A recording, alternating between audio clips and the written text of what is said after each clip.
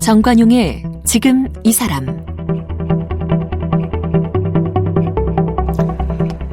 여러분 안녕하십니까? 정관용입니다. 이 일제 강제징용 피해자들에게 지옥섬이라고 불렸던 군함도 지난 2015년 유네스코 세계유산에 등재가 됐는데 그때 조건부였습니다. 일본 정부가 이 강제노역 그 역사적 사실을 인정하고 희생자를 기리는 조치를 약속한다, 이런 조건부로 유네스코 세계유산에 등재가 됐는데, 그런데 최근에 문을 연 전시센터 어디에서도 이 강제노역이라는 표현은 찾아볼 수가 없습니다. 그래서 우리 정부까지 나서서 일본이 약속을 어겼으니까 이 군함도를 비롯한 일본의 근대산업시설 23곳에 대한 세계유산 지정 취소를 요구해야 한다, 이런 목소리가 나오고 있는데 정말 이게 가능할 것인지, 우리는 어떻게 대처하는 것이 현명할지 경희대학교 김민철 교수와 함께 이야기 나누겠습니다. 경희대학교 후마니타스 칼리지의 김민철 교수, 어서 오십시오. 네, 안녕하세요. 네, 군함도 이렇게 생긴 게 멀리서 보면 군함처럼 생겼다 해서 군함도죠? 예. 근데 섬 이름은 하시마 섬인데, 그죠? 예, 그걸 계속 이제 메이지 이후에 증축을 해가면서 옆에 이제 섬에다 이제 방벽을 쌓으니까 나중에 보니까 군함처럼 보이게 됐죠. 섬이 되게 작죠? 조그맣죠? 예, 조그맣습니다. 뭐 도는데 한 2, 30분이면 다 돌 수 있으니까요.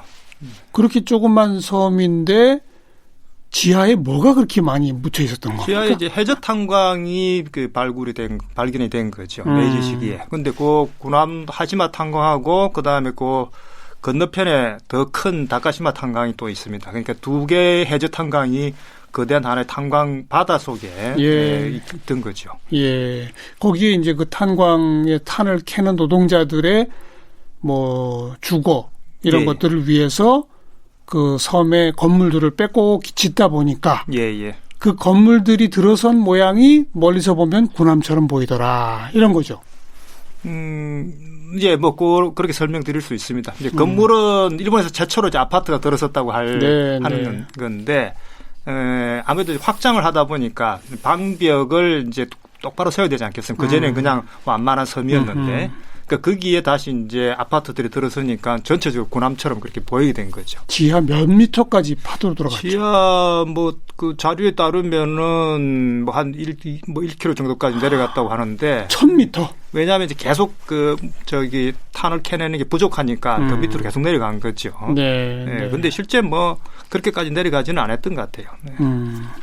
우리 몇 명 정도가 거기 강제징용 당했어요? 기록이 좀 있나요? 지금까지 확인된 이제 자료만 가지고 따지면은, 그러니까 그 자료가 지금까지 보여지는 거니까, 거기에 한 2,000명 정도, 거기에 동원되었던 사람들은.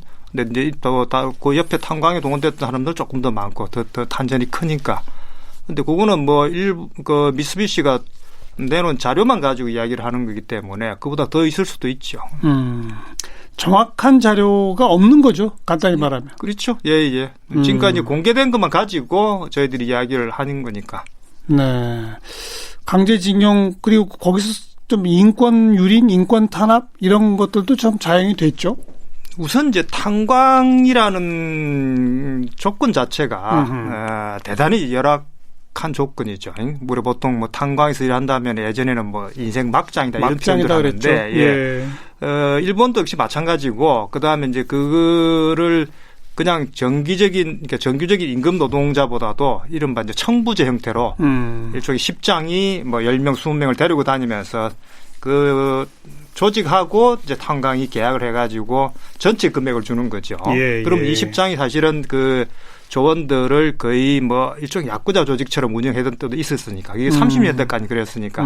그래서 실제 그 탄광에서 폭력이나 이런 것들이 일상적으로 있었다고 이야기를 하죠. 일본인 경우도 그렇습니다. 네. 목숨을 잃은 경우도.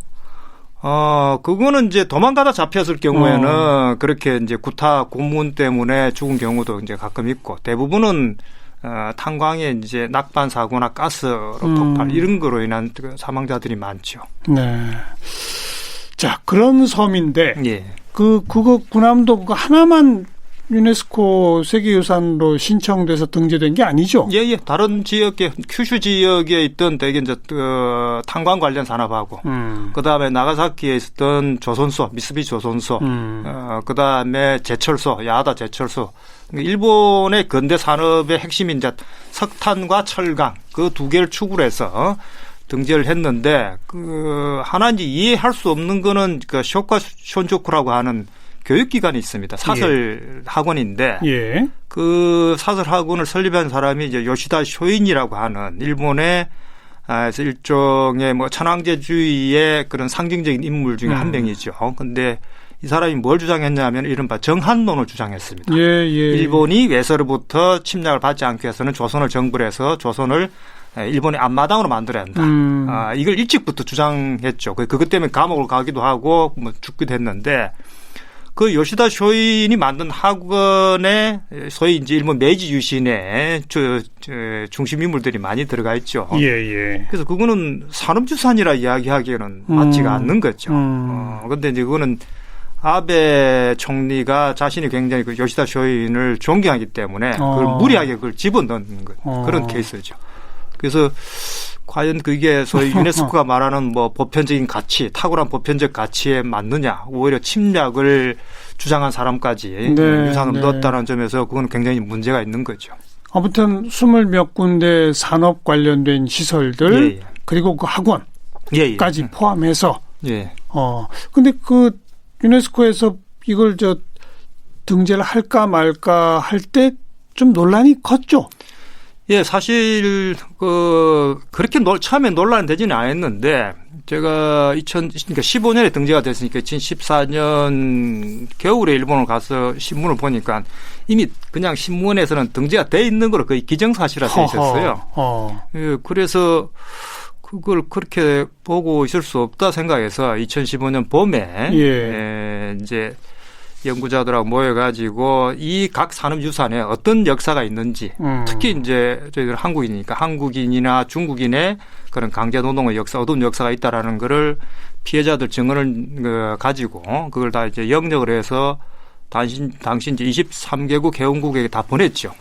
발송하고 그다음에 유럽의 이제 과거 피해자 단체들, 유대인의 피해를 받았던 단체들도 이제 공동으로 보조를 하면서 그걸 그냥 그대로 등재해서는 안 된다. 그게 어두운 역사가 있기 때문에 그걸 같이 그걸 다뤄야 되는 게 아니냐. 그래야 그게 유네스코 정신에도 맞지 않느냐. 그렇죠. 예, 그렇게 이제 그게 강력하게 한테 문제 제기가 된 게 회원국들 마음을 좀 움직였던 거죠. 원래는 이제 유네스코라는 게 지금도 너무 많이 이제 정치화되어 있어가지고 우리가 생각하는 일반적인 그런 조직보다는 대단히 이제 정치적이죠. 각국의 이해관계에 따라 얽히기 때문에 제 3국 입장에서는 보면은 그냥 이건 한국과 일본의 두 네이션이 그냥 두 나라 국가가 서로 싸우는 걸 수 있거든요. 그래서 그렇게 접근하는 거는 소위 다른 나라들을 설득하기 어렵기 때문에 강제노동이라는 인권의 문제를 가지고 그걸 제기했고 또 뭐 거기 강제노동뿐만 아니라 이제 중국인 같은 경우는 포로로 온 사람들도 있고 또 이제 거기에는 또 일본인 노동자들의 역사도 있지 않겠습니까? 그렇죠. 뭐 여성 노동이나 아동 노동이나 이런 것들이 그 유산에 포함돼야 된다. 이제 그런 걸 강력하게 제기를 했고 그거를 회원국들이 수용을 했다고 수용을 해서 이제 그래서 일본한테 요구를 한 거고. 그렇죠. 등재는 시켜주는데 이게 좀 조건부라는 말은 조금 정확하지는 않습니다. 왜냐하면 권고니까. 예, 권고니까 안 들어도 강제할 방법은 없어요. 다만 그 당시를 아베 총리로서는 전혀 예상하지 못했던 강제노동 문제가 갑자기 전국 전 세계적인 이제 국제 이슈로 된 거죠. 한국에서 문제를 제기함으로 인해 가지고. 그래서 이제 회원국들이 그게 굉장히 이제 설득이 있기 때문에 대신에 전체 풀 히스토리를 여기에 담아라 그렇게 요구를 했고 당시 사토구니 대사가 총회석상에서 그걸 그렇게 하겠다라고 공식적으로 발표를 했죠. 물론 이제 그 다음 날 하루 만에 일본 정부가 그걸 뒤집었긴 했습니다만. 하루 만에? 예. 그 다음 날 뭐라고 그랬는데요? 이제 관방장관이 그런 강제노동은 없었다. 이제 그렇게 이제 부정하고 나온 거죠. 네. 그 현장의 이야기하고 그다음에 일본 본부 이야기 물론 이제 등재가 되고 났으니까 뭐 그렇게 했는지는 모르겠지만은 아니 그럴 마음이 없었던 거죠. 그러네요. 오늘 프로그램 시작하면서 저는 조건부라는 표현을 썼는데 그게 아니네요. 말씀 들어보니까 권고 사안이었을 뿐이다. 그리고 권고에 대해서 그날 그 현장에서만 그럼 그렇게 아마 그냥 립 서비스네요. 근데 이제 그거를 현장에서는 당시 립 서비스라고 할 수는 없죠. 왜냐하면은 그게 원래는 전날 그게 결정이 돼야 되는데 양국이 합의가 안 됐기 때문에 문안에 대해서 하루가 늦어진 거거든요. 네, 그만큼 그거는 당시 중대한 사안이었고 그 회원국들도 총회에서 그게 아무리 권고지만은 그래도 상당히 이제 그 나름대로의 그 합의 사안이었다고 볼 수 있는 거죠. 이게 약속이죠. 다만 그 약속을 강제할 수 있는 방법이 별로 많지가 않기 때문에 그래서 이제 권고라고 표현을 합니다만 그리고 뭐 당시 사또군이 대사도 어떤 면에서 진정성을 가지고 그걸 뭐 그렇게 답했다고 볼 수가 있는 거죠. 그런데 지금 이제 전시센터 같은 것들도 다 완공이 됐다면서요? 그 이제 산업유산정보센터인데 그죠. 원래대로 하면은 각 시설이 있는 곳에 예를 들면 이제 군함도 또는 뭐 야다 제철소에 이게 세계유산이라는 이제 표시를 하고 그게 이제 일종의 조그마한 박물관처럼 정보센터를 만드는데 일본은 굉장히 독특한 방식으로 그걸 했습니다. 그걸 각 지역이 아니고 도쿄에 그 전체를 모아가지고 센터를 만들었죠. 왜 그랬을까? 물론 추측입니다만 그렇게 한 곳에 모아놔야 중앙정부가 또는 총리 관방이 그 내용을 통제할 수 있기 때문에 그렇습니다. 왜냐하면 지방 같은 경우 지자체에서 하게 되면은 아무래도 지자체의 주민들의 또는 시민들의 이야기들이 많이 반영될 수 있고 그러면은 원래 아베 총리가 생각했던 소위 뭐 위대한 일본 뭐 이걸 주장하는 이야기할 때 본인의 뭐 일종의 세계관이나 역사관이 관찰이 안 될 위험성이 있는 거죠. 그렇죠. 그래서 그거를 도쿄에 모아놓고 자기 유치원 친구였던 이제 그 지금 센터장을 하고 있는데 또 그거를 이제 센터장 아치면서 전체적으로 내용을 사실은 이제 통제하고 관리한 측면이 크죠. 지자체별로 있으면 또 지자체 단체장이 선거 때마다 바뀌면 어떻게 될지도 모르고.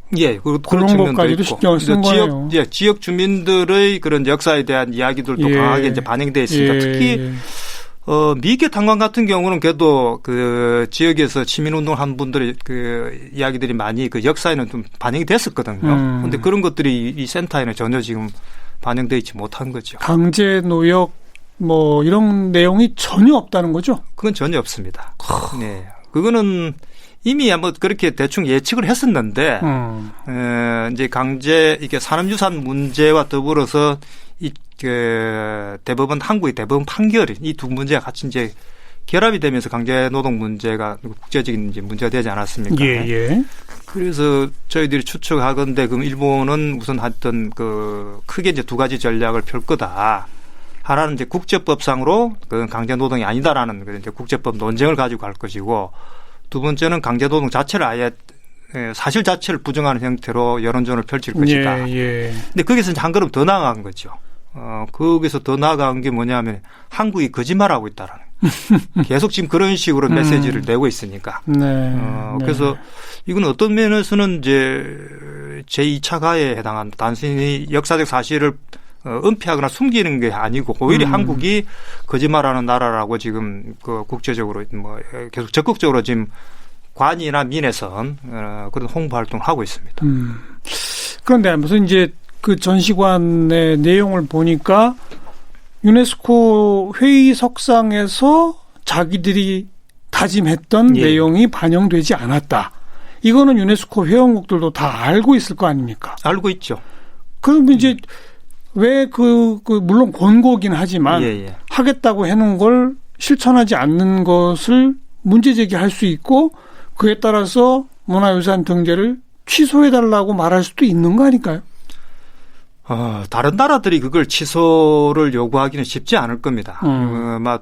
우선 그게 유네스코 자체가 굉장히 정치적이기 때문에 굳이 두 나라의 갈등에 다른 나라가 어느 편을 들어주기는 쉽지 않은 측면도 있고 산업유산이 등 취소된 경우는 극히 이제 예외적인 경우입니다. 왜냐하면 그 유산 자체가 물리적으로 파괴됐을 경우에 그런 경우는 이제 지금까지 한 2번 정도 있었는데 그렇지 않고는 취소를 시키지는 않고 있죠. 네, 그래서 그런 정치적 이유와 그다음에 유산이 가지고 있는 성격 때문에 사실상 취소는 거의 좀 어렵지 않은가. 우리가 요구해도. 예, 그냥 우리 이제 요구는 할 수 있지만은 다른 나라들이 그거를 그렇게 받아들이지는 않을 겁니다. 예. 그다음에 이제 그 유산 자체가 분명히 하여튼 인간의 노력에 의해서 산업유산이라는 측면도 있으니까 그건 부정할 수가 없는 거죠. 네. 예, 그거는 뭐 정근대에서 근대로 넘어오면서 동아시아에서 그런 산업시설을 만들어서 그게 비록 이제 침략에 동원되었다 하더라도 또 한편 뭐 인간의 노력의 결과이기 때문에 그 자체는 이제 부정할 수는 없습니다. 그건 모든 유산이 가지고 있는 사실 양면성을 다 가지고 있는 거죠. 어떤 유산이든 그게 그 좋은 면이 있지만은 또 어두운 역사들이 있지 않습니까?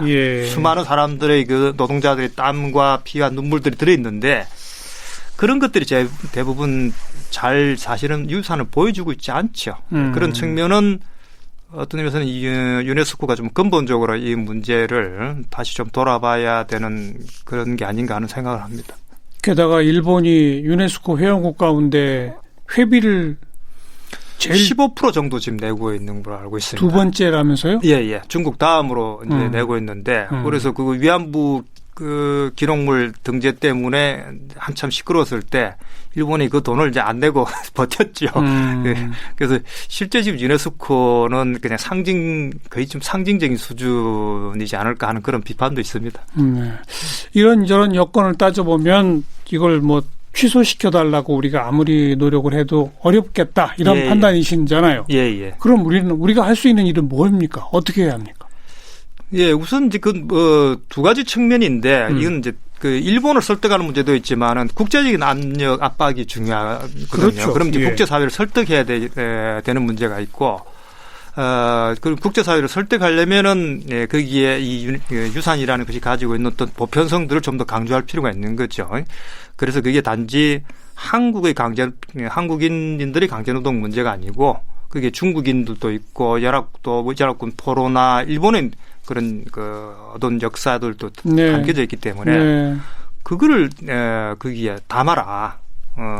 그래야만 유산이 가지고 있는 어떤 보편성들을 좀 더 다른 나라들한테 그거 의미가 있겠다. 이렇게 이제 보여지는 단지 그냥 우리가 주장하기 때문에 일본과 그러니까 서로 다투면은 제3자들은 역시 그냥 두 나라 사이 갈등인데 알아서 해결해라 이렇게 이제 되거든요. 그래서 그런 좀 전략적인 측면에서 볼 때 단순한 그런 뭐 취소가 아니고 거기에 가능하면은 사람들의 이야기까지 또 담도록 해라. 그렇게 요구하는 것이 또 효과적이지 않는가. 그리고 2018년에 유네스코도 2017년에 이제 일본이 보고서를 냈는데 해석 전략 보고서를 보니까 이건 좀 조금 문제가 있다. 그래서 이제 두 가지를 이야기했습니다. 하나는 유산이 어떤 그 풀 히스토리를 전체 역사를 담을 수 있는 모델이 될 수 있으면 좋겠다. 그 다음에 이제 관계자들과의 대화를 촉진한다. 그러면 그 관계자라는 거는 우리가 일반적으로 생각하면 그 문제를 제기했던 사람들, 또는 그 끌려갔던 피해자들이나 피해자 유족들, 또는 일본에서 그 문제를 제기하고 있는 시민사회들 이런 것들이 포함이 돼야 될 것인데 일본은 굉장히 일본식으로 해석했습니다. 그 관계자는 그냥 그 유산을 등재하는 사람들을 관계자라고만 생각한 거예요. 그러니까 그냥 하여튼 그 일본식 해석 방식인데 하여튼 굉장히 독특하죠. 그 결의 2018년에 유네스코의 결의 사항이라는 거는 그만큼 일본 해석 전략이 잘못됐다라는 거를 간접적으로 이야기를 하는 거죠. 네, 그래서 대화를 촉구했지만은 일본은 지금 뭐 대화의 장에 나오고 있지 않으니까. 근데 그거는 이제 그걸 저희들은 조금 더 적극적으로 수용할 필요가 있다. 왜냐하면은 그러면은 관계자의 어떤 하나의 전문가 그룹이든 피해자 그룹이든 참여해서 좋다. 그럼 당신들이 그럼 군함도에 살았던 사람들의 이야기를 거기에 센터에다가 증언을 전시하고 있다라면은 그 증언도 사실은 강제노동 문제를 부정할 수 있는 증언이 아니에요. 왜냐하면 당시 12살, 13살 어린애들이니까 본인들이 강제노동 탄광에 들어가지는 않았지 않습니까? 그러면 정작 지금까지 40년 전부터 그 탄광에 끌려가서 일했던 사람들의 수많은 증언들이 있습니다.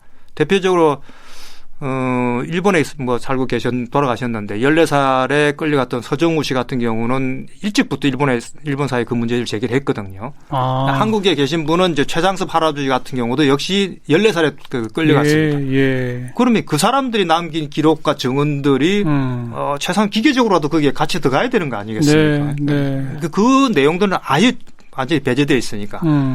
그러면 이제 저희들은 적어도 그런 내용까지 그 해석은 판단은 관람한 사람들이 하더라도 그걸 당연히 넣는 게 그게 올바르지 않느냐. 이제 그런 운동을 이제 일본 사회와 그 다음에 이제 다른 국제 사회에 좀 호소하는 것이 좀 더 효과적이지 않겠느냐 그런 생각을 하고 있습니다. 등재 취소가 아니라 제대로 기록을 좀 남겨라. 예, 그렇죠. 그게 뭐 좋든 싫든 우리가 안고 가야 될 유산이라면은 그래야 그걸 일본 시민들도 설득을 할 수 있고 일본 사람들도 저건 바꿔야 된다라고 이야기하는 그런 목소리들을 낼 수 있죠. 다만 한국에서 그냥 반대한다 그러면은 그냥 되돌아오는 건 그냥 한국 때리기밖에 없으니까. 그러니까 일종의 이제 반일 감정과 반한 감정이 서로 부딪히면은 해결되지 않는 지점들이 많죠.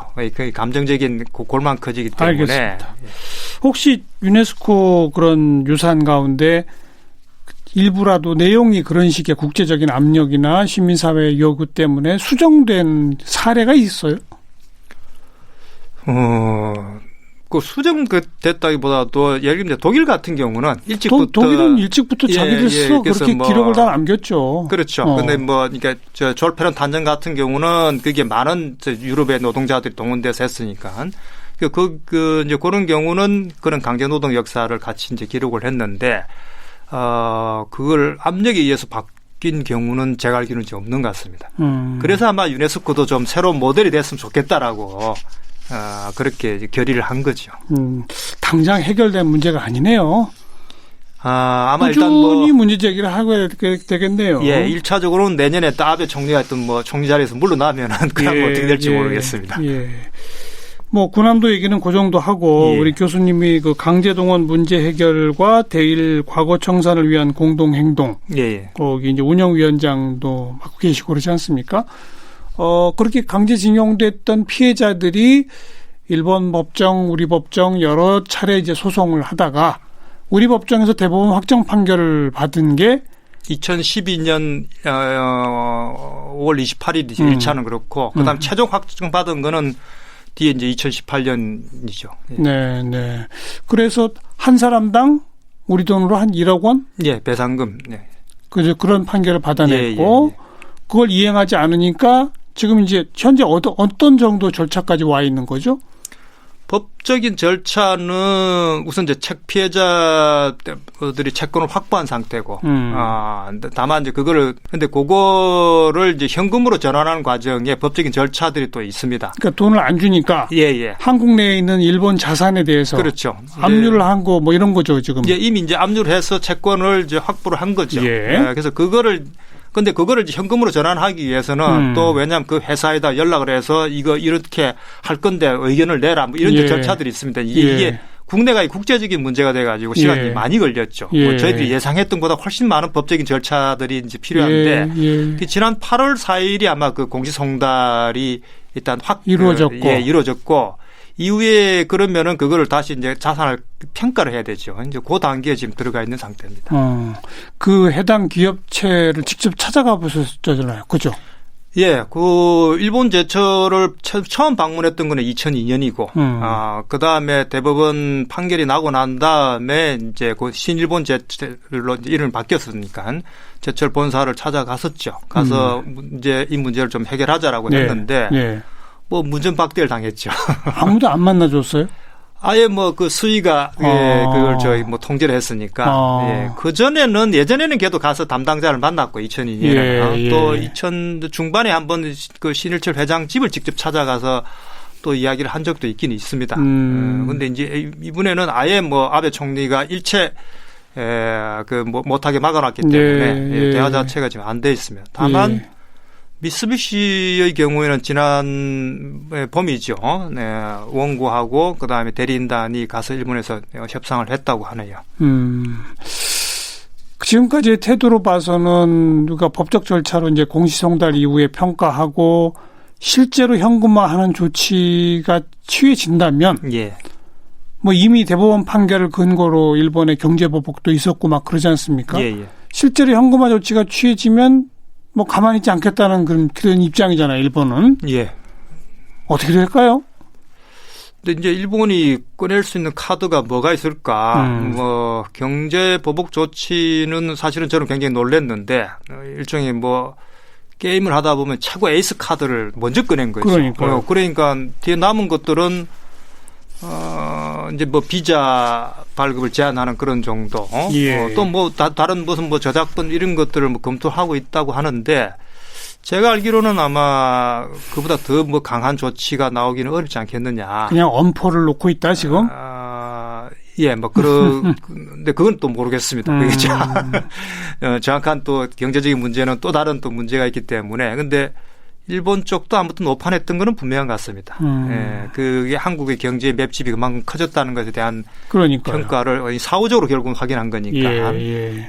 그래서 생각보다 그렇게 효과가 없죠. 예, 없지 않겠느냐. 다만 이제 일본 내에 그런 이제 반한 이제 여론을 동원하고 하는 부분에서는 뭐 집중적으로 하겠죠.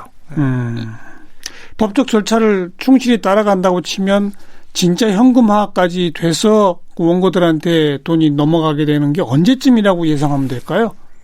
그거는 앞으로도 몇 년 걸립니까? 어떻게 됩니까? 뭐 그렇지는 않은데요. 지금 대리인단하고 계속 뭐 그런 문제를 이제 상의를 하고 있는데 대리인단도 자신 있게 말은 못하죠. 이게 뭐 6개월이 걸릴지 내년 봄까지 갈지 하여튼 최대한 빨리 처리를 해야 되니까. 네. 네, 왜냐하면 그건 당장 원고분들 나이가 워낙 뭐 연로하시기 그렇죠. 때문에. 그런 절차는 아무튼 뭐 그러니까 법적인 절차는 어떤 그런 정치적 계산 없이 계속 진행하고 있습니다. 예. 그런데 정확한 시점을 예측하기는 어렵다. 왜냐하면 이게 이제 판사가 그냥 결정하는 게 아니고 의견을 물으려면 다시 그걸 한국 외교부를 통해서 일본 내무성으로 보내야 되는데 아이고. 거기에 이제 되게 기본적으로 두세 달 걸리거든요. 진짜 복잡하네요. 예, 그런데 2달 보냈는데 답변이 없으면은 다시 이제 보내야 되니까. 이런 것들이 저희들이 예상하지 못했던 그런 시간들이 이제 많이 걸렸죠. 뭐 일본의 정권 교체 그 이후를 또 좀 내다봐야 되겠네요. 정권 교체라고 할 수는 없죠. 같은 당이긴 합니다만 아베 이후에 이제 어떤 사람이 될지 여기까지 봐야 되겠습니다. 자, 오늘 이 군함도 이야기, 강제징용 이야기 좀 들어봤습니다. 경희대학교 후마니타스 칼리지의 김민철 교수 고맙습니다. 예, 고맙습니다.